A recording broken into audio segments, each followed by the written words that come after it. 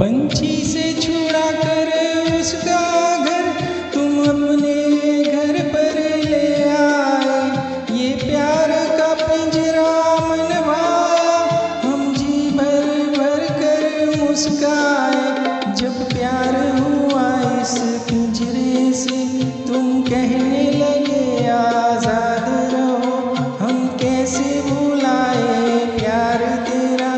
तुम अपनी जुबां से ये न कहो, अब तुम सा जहां में कोई नहीं है, हम तो तुम्हारे हो बैठे। तुम कहते हो कि ऐसे